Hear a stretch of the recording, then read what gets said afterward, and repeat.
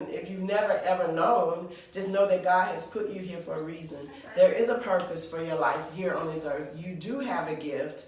And so we want to help you to discover that. We want to help you to get past some generational things that may have happened to you, which could cause you to not be able to operate in your gifts because you can't get past the anger, the pain, or the bitterness that's going on in your life. And then just to see all things beautiful. You will see all things beautiful. That's right. So, ladies, like I said, well, whoever's watching, because we're going to post this real soon.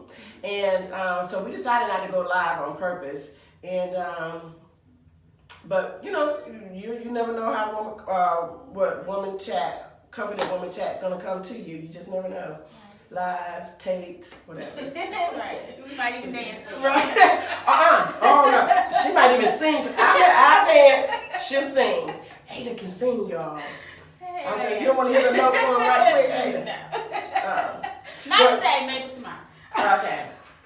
So look, because now she don't put me all out there with the story with Stefan. I was like, girl, he didn't do what we told him to do. Here you go. I laid that thing out for her. She's like, oh my God, this is beautiful. I love it. I'm like, what? Let me tell you something. For women like me who are single, who are, we go out and we date and we try to, maintain relationships. Mm-hmm. And it's hard now for us single women to even get men, or it's hard for a lot of married people who have been through something to still talk about their spouse as if they just met them. It's hard to hear. Men don't gloat over their women like that. So when I see that, or when I hear that, it's amazing to me. It should be the norm, but it's not the norm.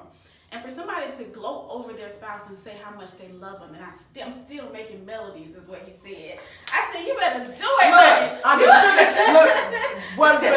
Whoever's watching is the ones who have been teasing me about being the sugar in his tank. You are the sugar in his tank. I said, loud to his voice, baby. I can still hear. And he said, we still making melodies. I said, you better go, boy. I said, just call me sugar. You can't get that out of a lot of men. And even when they do say it behind the scenes, to have somebody to actually say that, and then when you know that he means it. You know what I'm saying? So when he comes around, even I remember being at, I think it was Dare to Be Beautiful or something that was going on. We were at the West End. And he got up to talk about you, and he was in tears. And I said, oh my God, oh my God, he about to cry. He is really, he love that woman. I felt his emotions, and it's like reading a book. When you read a book, you want to be in the midst of that book. You want to be in the midst. You want to be part of that character's life. And there's some people that, when you read a book and you have these books that they're telling the story, you can feel their hurt. You can feel their emotion. When he talks about you can feel his emotion. And it's hard for people to it's hard to get that. Yeah. And then you talk about the challenges that you all went through in the struggle to get there, to get to where you are. That's unconditional love. That's unconditional love. And that people say, well, there ain't no such thing as unconditional love. Yes, it is. And I'm one of those people who believe in fairy tales, which is probably why I'm still single, because I believe I'm that in the world. Don't fuck with me. It is. It's my knight in shining armor. He gonna come sweep me off my feet, and I don't care what none of y'all say. I can go on with that. Leave me alone. Don't say nothing to me. He gonna sweep me off my feet, and it's gonna be magical, and it's gonna be unconditional love. And it's not gonna be because he's disrespecting me by cheating and breaking that bond. We may have some struggles that we're gonna go through. Because the struggle is real. The struggle is real, and then we're gonna make sure that even after that we can laugh about it later. That is the we can talk about it later, we can laugh about it later. But the thing that my pastor said this past Sunday, and I'll never forget, is he said, I remember when I was younger, when I got married, the first thing I said, well, he completes me. I would never say that again. Because no man can complete me. No man can complete me. But I was young and didn't know what I wanted. I thought that meant that it was actual love. So my fairy tale has changed. But it's still out there. Right. And so I'm complete. No man can complete me. We're just going to compliment each other. And it's going to be a great compliment to who I am and who he is. He's going to have his life, I'm going to have my life, and we're going to be together once. And that's how you bring in these two kingdoms. So you're out here, this fairy tale, this queen looking for her king, and when you bring in those two kingdoms together, all right, king, wherever you are, you might be watching this video. Right. Look, and so that is so true, because when you talk about, the struggles that we went through. And so that's why I said, girl, no, I'm glad to get that after being together 30-something years. And he said that for so long. He used to say that, but it was a time, guys, that I didn't believe that. I didn't believe that he loved me. You know what I'm saying? But everybody else around me could see it, and they could hear it. They were like, girl, I don't care how crazy he act. That man loves you. But that's another part of having like brokenness when you get together. And some people, we are not, in this day and age, we're not willing to work through somebody else's brokenness. And sometimes when you get together and you're broken, you don't know how to love completely. And so then it'll damage that person. Sometimes you have to separate in order for God to bring you back the way you're supposed to. That's exactly what happened. And that's what happened with you. So I didn't know how to deal with his brokenness, but I was working it out, but through Christ. God had to be the one. He had to lead me every step of the way. When I tell you I had no one to tell me how to get through this thing, and God was speaking directly to me. But now the one thing he did put in my life was a spiritual mom, and she loved me through that whole process. And when I needed to get away, she was there. Come get in my bed. Come, let's go eat. Let's go have dinner. Let's go to the movies. She kept me just in a place. When I talk about leaving, no, you can't leave. I'm like, you know what I'm going through over here. But still listening to the voice of God in her. And God will send you somebody. He'll send you the people that you need. You just have to be open to receive them. And sometimes we're so broken, we don't want people in our business. But sometimes they come in because they've been through what you've been through, and you have to give them an opportunity to help you, because we don't do traditional counseling anymore. We don't want nobody counseling. I don't want you telling my business. Sometimes God will put the right people in your place, but you have to be open to receive them, because people are not going to keep pushing and pushing and pushing if you're not opening the door to let them in. I ain't telling you to let everybody in your business, because it's not everybody's business. Find you somebody, and you gotta be able to discern between who is there for you and who's just trying to be in your business. And a lot of times you'll get that because something won't feel right. When it's right, it'll feel right. You'll feel comfortable. Right. That's just like she said. That's that discernment that's on the inside. We need to learn how not to ignore it. Right.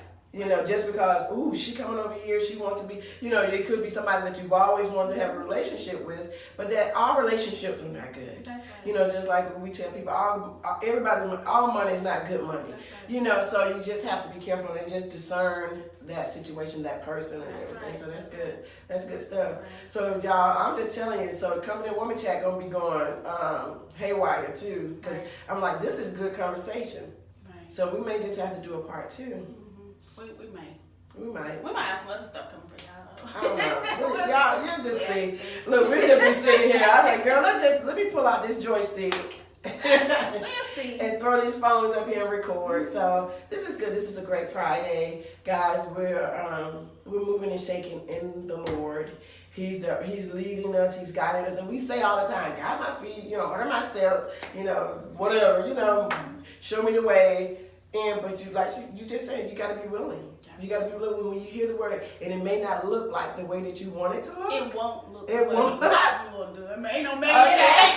It ain't gonna look the way you want it to look. Listen, there ain't gonna be nothing you think it's supposed to be. When you go to start thinking you're supposed to be following the crowd, you're gonna be going the whole opposite way, and sometimes you're gonna have to walk alone. It's what that you who told me that said whatever everybody else is doing, let's go in the opposite direction. Whatever everybody else is doing is not the way to go. Go the opposite direction. Don't follow the crowd. That's that narrow way, baby. That's right. Go that's the that opposite narrow way, not that broad. Because what everybody else is going, it's broad. It's crowded. Everybody's doing it. Everybody's charging an arm and a leg. And what's so funny is that people will go pay thousands of dollars, then they get mad because they don't get what they thought that they should have gotten or received out of their program. And then we come along and we charge $97, and you get everything and then some. Because even once you're done with the program, we're not done, because we go into the overflow of the alumni. And so that's what follows into the programs that we do outside of Prisoner's Heart and Woman University. And so we're doing things together that can keep you guys moving, in your vision. Whether it's your job, a new career, a new promotion, a business, a nonprofit or organization, whatever it is, shoe line, writing a book, you think about it, catering, baker, jewelry designer, you whatever. And I'm telling you, whatever it is, God uses that, will use that to allow you to get his job done. Yeah, and it's one of those things when you're talking about that, is we all have this innate need to want to be a part of something. And this includes when you're talking about relationships and empowerment, women empowerment, because everything is now become, I hate to say it, it's now becoming like some type of scheme for everybody to be in women empowerment. If you're not getting anything from it, then don't put your money in your time into it. Everything that you do should be giving you something back. Every seed that you plant should be growing into something. And so don't, just because we have this need to want to be a part of, or we want to be a part of, make sure you do your own research and get into places and situations that are going to help you to become who you're purposed to be. That's the most important part. If they're pulling you in certain different directions and you're paying thousands of dollars and you're not getting what you need out of it, then you've just wasted $1,000. Yeah, I mean, put that, you could pay $97 for one of these classes. Okay, that's just lunch for a week. And then you get, because I just spent $60 in 3 days. I just complained about that. But you get, you know, you can take that $1,000, put $100 on here, and then you take that $900 and build your brand. Hello. And so you have to be thinking smart when you think about this. This is the same thing as it relates to relationships, because we were talking about Love and Dare to Be Beautiful's second edition. But when you're just wanting to be a part of somebody and wanting to be a part of this, we make these wrong decisions.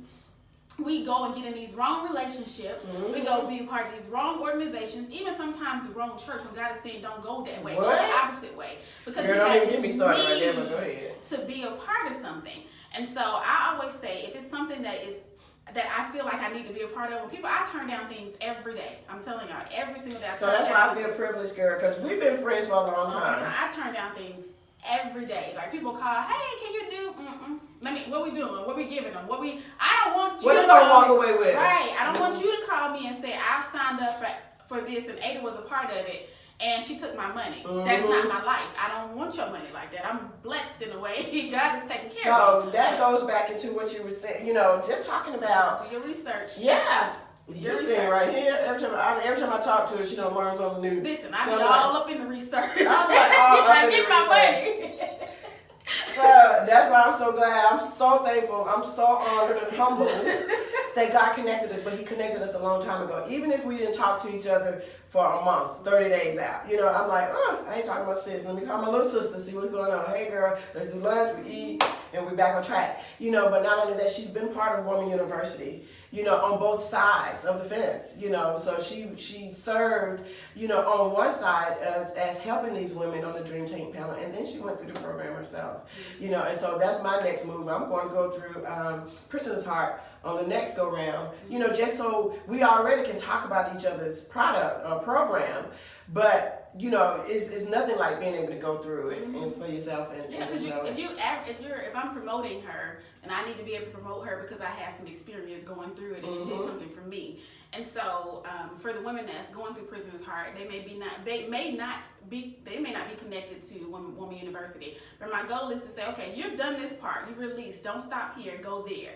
And so if I can push them, I want to make sure that anybody that is trusting me with their hearts, that I can move their hearts into the right direction. And if I feel like they're gonna go and get what they need to get, I'm giving them the opportunity to move on to the next level.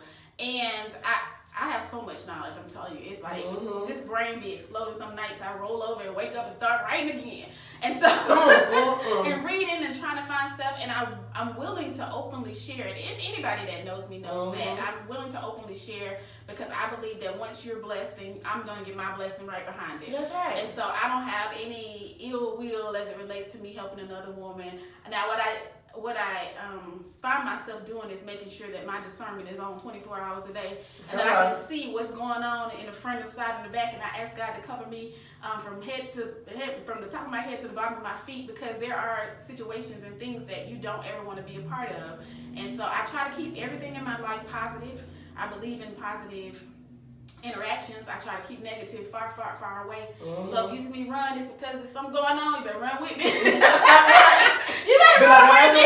Girl, where you going? I'm going. I just start running with me. Just come with me. Just come with me. And I tell people I have this relationship with God where I be like, listen, we got to get this together. And I go before the throne in prayer every day, all day. And if you've been part of some of my prayer calls, such as some of the women that have been through the calls and some of the women that I post online, if you've been part of the prayer call, we just talked about the Esther anointing and how God is asking, pulling us women out of our comfort zone to get back into